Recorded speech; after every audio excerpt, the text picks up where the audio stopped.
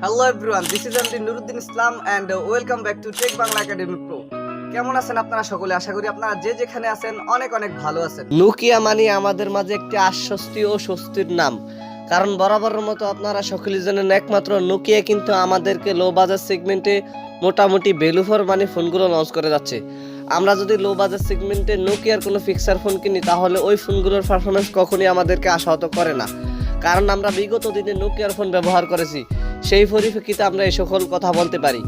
তাই নোকিয়া এবার তাদের ফিক্সার ফোনের অধীনে আরও একটি দুর্দান্ত ফিক্সার ফোন লঞ্চ করতে যাচ্ছে, আর সেটি হচ্ছে নোকিয়া 105 4G স্মার্টফোনটি। প্রথমত যদি ফোনটির হাইলাইটেড বিষয় নিয়ে কথা বলি তাহলে এই ফোনটিতে থাকছে 4G নেটওয়ার্ক ব্যান্ডের সুবিধা। একই সাথে এই ফোনটিতে আপনারা 128 মেগাবাইট র্যাম, একই সাথে 48 মেগাবাইট পর্যন্ত ইন্টারনাল স্টোরেজ পেয়ে যাচ্ছেন। তো আজকের ভিডিওতে আপনাদেরকে জানাবো এই ফোনটির ফুল স্পেসিফিকেশন এন্ড সেই সাথে জানাবো ফোনটির প্রাইস এবং এর লঞ্চিং ডেট নিয়ে। আর ভিডিওটি কন্টিনিউ করলে আপনারা আরো জানতে পারবেন বাজেট রেঞ্জে ফোনটিকে আমাদের জন্য ভ্যালু ফর মানি প্রোভাইড করছে নাকি এই বাজেটে মার্কেটে আর কোনো সেরা স্মার্টফোন বর্তমানে আছে। এই সকল প্রশ্নগুলোর উত্তর থাকবে আজকের এই ভিডিওতে, সুতরাং আমি আশা করব আপনারা ভিডিওটি স্কিপ না করে পুরো ভিডিওটি মনোযোগ সহকারে দেখবেন। তো চলুন কথা না বাড়িয়ে মূল ভিডিওতে যাওয়া যাক। ফার্স্ট অফ অল যদি ফোনটির ডিজাইন অ্যান্ড এর বিল্ড কোয়ালিটি নিয়ে কথা বলি তাহলে তো আপনারা দেখতেই পাচ্ছেন এটি হচ্ছে একটি ফিক্সার ফোন। এই ফোনটির ডিজাইন কিন্তু তারা কোনো ধরনের ব্যতিক্রম ব্যবহার করেনি। বিশেষ করে নোকিয়ার 105 2022 সালের স্মার্টফোনটি এবং 23 সালের স্মার্টফোনটির ডিজাইন প্রায় সেম ক্যাটাগরির ব্যবহার করা হয়েছে।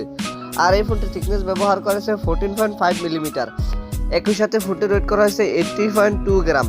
আপনারা তো বুঝতে পারছেন এই ফোনটির ওয়েট কিন্তু যথেষ্ট সাধ্যের মধ্যে রাখার চেষ্টা করেছে, কারণ আমরা সাধারণত বাটন ফোনগুলোর ওয়েট প্রায় 150 গ্রামের কাছাকাছি হতে দেখি, কিন্তু সেই হিসেবে আমি মনে করি এই ফোনটির ওয়েট যথেষ্ট সাধ্যের মধ্যে এবং সর্বনিম্ন ব্যবহার করা হয়েছে। এই ফোনটির ওয়েট একদম নিম্ন ব্যবহার করা ফোনটিকে আপনারা এক হাতে ব্যবহার করার সময় মনে হবে না যে আপনাদের হাতে কোনো ধরনের ফোন আছে। ফোনটিকে কিন্তু আপনারা এক হাতে ইজিলি ব্যবহার করতে পারবেন।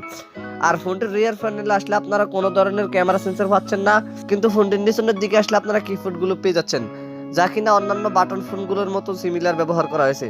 আর উপরের দিকে থাকছে ডিসপ্লের নিচের দিকে থাকছে নোকিয়ার ব্র্যান্ডিং লোগোটি। আর যদি আমরা ফোনটির পেছনের কথা বলি তাহলে পেছনে কোনো ধরনের ক্যামেরা লেন্স পাচ্ছেন না, তবে ফোনটির পেছনে যে ব্যাক প্যানেলটি ব্যবহার করা সেটি হচ্ছে প্লাস্টিকের, যার ফলে এই ফোনটিকে যখন আপনারা ব্যবহার করবেন তখন এই ব্যাক প্যানেলটিতে ইজিলি স্ক্র্যাচ পড়ে যাবে। তাই আমি রিকমেন্ডেশন করবো আপনারা এই ফোনটিকে ব্যবহার করার সময় এক ধরনের পলি পেপার বাজারে পাওয়া যায় ওই পেপারগুলো ফোনটিতে লাগিয়ে নেবেন। সেক্ষেত্রে এই ফোনটিতে স্ক্র্যাচ পড়ার সম্ভাবনা অনেক অংশেই কমে যাবে আমি মনে করি। ফোনটিকে আপনারা ব্ল্যাক, ব্লু অ্যান্ড রেড এই তিনটি কালারই পেয়ে যাবেন। তো আপনারা তো দেখতেই পাচ্ছেন এই ফোনটির ডিজাইন কিন্তু আহামরি অতটাও সেন্স ব্যবহার করা হয়নি, মোটামুটি জেনারেল লেভেলের ডিজাইন ব্যবহার করা হয়েছে এই ফোনটিতে। তো ফোনটির ডিজাইন নিয়ে বলতে গেলে পার্সোনালি এই ফোনটির ডিজাইন আমার কাছে অনেক ভালো লেগেছে। আপনাদের কাছে ফোনটির ডিজাইন কেমন লেগেছে কমেন্ট করে অবশ্যই জানাবেন।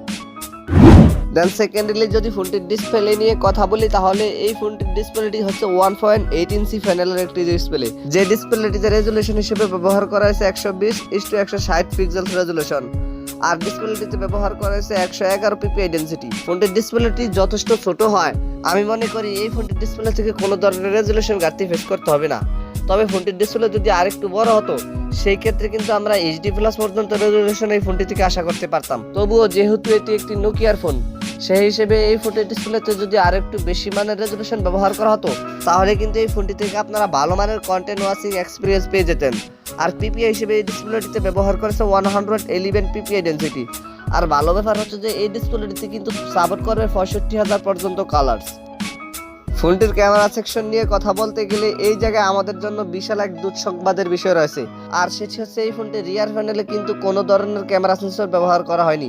আমি মনে করি বর্তমান মার্কেটে যদিও এটি একটি নোকিয়ার ফোন সেই হিসেবেও এই ফোনটিতে একটি অন্ততপক্ষে 8 মেগাপিক্সেল অথবা 2 মেগাপিক্সেল লেন্স ব্যবহার করা অতীব জরুরি ছিল, কারণ আমাদের মধ্যে অনেকে রয়েছেন যারা কিনা অত্যন্ত জরুরি প্রয়োজনে বাটন ফোন দিয়ে কোনো ধরনের ছবি তুলে থাকেন।